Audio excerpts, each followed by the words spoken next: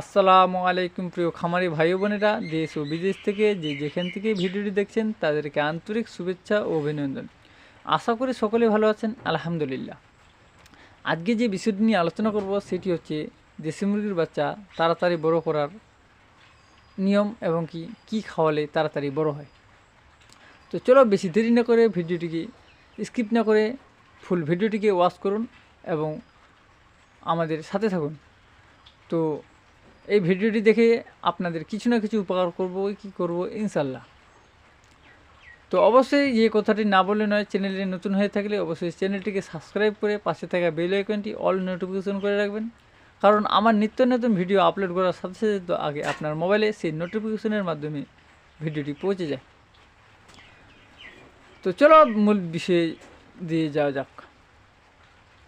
অবশ্যই প্রথম দিন থেকে মুরগির বাচ্চা হ্যাচারি থেকে আপনি নিয়ে আসবেন এবং নিজে ফুটাবেন, সে বাচ্চাটিকে অবশ্যই প্রথম দিন আপনারা হাই প্রোটিন জাতীয় খাদ্য এবং ফিড দিবেন না।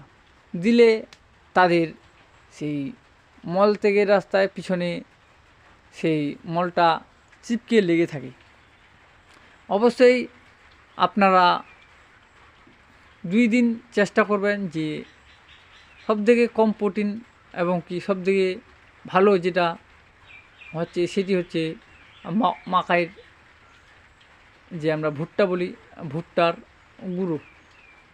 এই ভুট্টার গুঁড়ো যদি 2 দিন মুরগির বাচ্চাকে খাওয়া যায় তাহলে মুরগির বাচ্চা হাই প্রোটিন পাচ্ছে না। তারপরে মুরগির বাচ্চাকে যদি আপনারা সেই দেশি মুরগির বাচ্চা ওরকম প্রোটিন খাওয়াও লাগে না, দেশি মুরগির বাচ্চা হাইলি 18% প্রোটিন হলেই কিন্তু বাচ্চার হয়ে যায়। তো অবশ্যই ভালো মানের ফিডটা খাওয়ানোর চেষ্টা করেন, ভালো কোম্পানির। তো আমার ইউটিউবে তো আমার সেই কোম্পানির প্রচার হয়ে যাবে, সেই কোম্পানির কথা আমি বলছি না। আপনারা অবশ্যই অনেক দিন ধরে খামারি করছেন এবং কেউ করতে চাচ্ছেন, তো অবশ্যই সেই যেই দোকানে ফিড পাওয়া যায় এবং মেডিসিন পাওয়া যায় অ্যাভেলেবেল আছে, সেই দোকানে গিয়ে অবশ্যই যোগাযোগ করবেন যে আমাকে ভালো ফিড চাই। তো অবশ্যই সেটি ব্রয়লার ফিড হোক এবং সোনালি স্টেটার হোক, সোনালি ফিড হোক। তো অবশ্যই ভালো পরিমাণের ফিড খাওয়ানোর চেষ্টা করবেন। আর তারপরে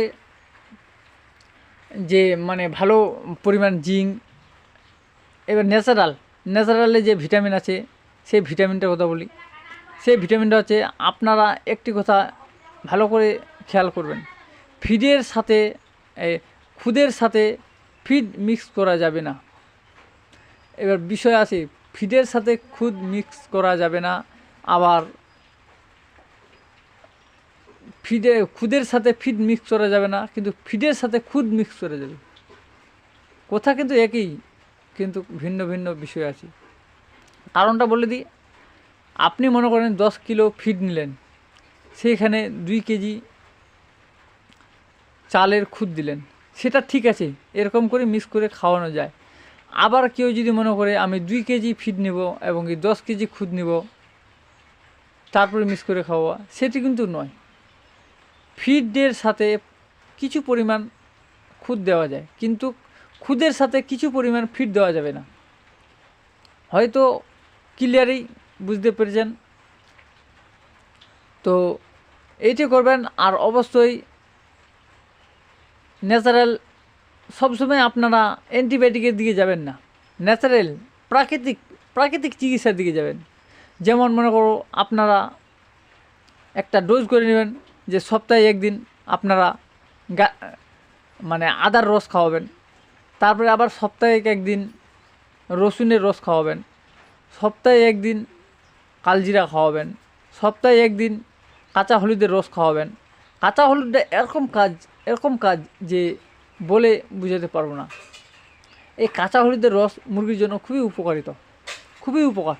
এই কাঁচা হলুদ একটি অ্যান্টিবায়োটিকের মতো কাজ করে। আমরা যে অ্যান্টিবায়োটিক খাওয়াই কিনে আনি দোকান থেকে, সেটা তরল হোক কিংবা ট্যাবলেট হোক কিংবা পাউডার হোক, তো এই অ্যান্টিবায়োটিকের থেকে কিন্তু আমাদের এই কাঁচা হলুদের অ্যান্টিবায়োটিকটা একটু ধীরে কাজ করে, কিন্তু তার কাজ কিন্তু অনেক রোগের কাজ। তো এই কাঁচা হলুদ নিয়ে যদি আপনারা ভিডিও দেখতে চান তাহলে অবশ্যই কমেন্টের মাধ্যমে জানাবেন। এই কাঁচা হলুদ নিয়ে আমি একটা ভিডিও শীঘ্রই তৈরি করে আপলোড করে দেব।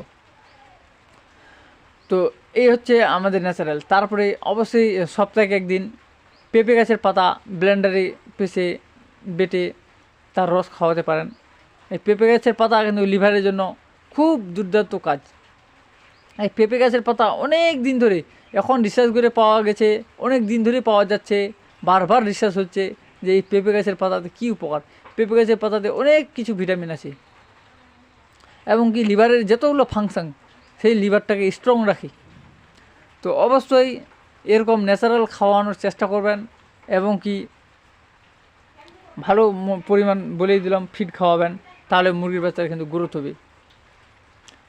আর কেউ যে বলে মানে গ্রোথ প্রমোটার খাওয়াতে হয়, হ্যাঁ গ্রোথ প্রমোটার তখনই খাওয়াতে হয় যখন বাচ্চা খুব দুর্বল অসুস্থ হয়ে যায়, তখন আর প্রাকৃতিক চিকিৎসা কাজ করে না, তখন গ্রোথ প্রমোটার চালালে ঠিক আছে। কিন্তু আপনার মুরগির বাচ্চার গ্রোথ আছে, ভালো আছে, কিন্তু আপনি তবু গ্রোথ প্রমোটার খাওয়াচ্ছেন, সেটি করতে যাবেন না, আরও বিপদে পড়তে পারেন। তো অবশ্যই মানে এই নিয়মগুলো ফলো করবেন আর ভালো থাকবেন, সুস্থ থাকবেন। এখন বর্ষাকালের দিন, এখন ফার্মে অনেক কিছু রোগ আছে। এখন যেই কমন রোগটি আছে সেটি হচ্ছে কক্সিডিওসিস এবং কি রক্ত পায়খানা।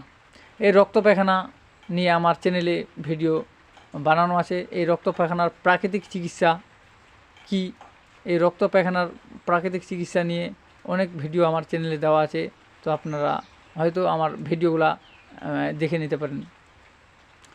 তো এই রক্ত পায়খানার তবুও যদি প্রাকৃতিক চিকিৎসা ভিডিও আপনারা না খুঁজে পান আমার চ্যানেলে, তো অবশ্যই আশা করি পাবেন। ভালো করে দেখবেন, আমার চ্যানেলে অনেক ভিডিও প্রাকৃতিক চিকিৎসা দেওয়া আছে। তো অবশ্যই ভালো থাকবেন, সুস্থ থাকবেন এবং কি ফার্মের মেনটেন করবেন পর্দার ভেন্টিলেশন এবং কি ফার্মে যত কোনো প্রকারের পানি এবং কি জল না ঢুকে, সেই জলে যদি ঢুকে সেই শীতটা যদি হয়ে যায় মেঝে, তাহলে কিন্তু কক্সিডিওসিস এবং কি রক্ত পায়খানা হওয়ার সম্ভাবনাটা বেশি থাকে। তো ভালো থাকবেন, আশা করি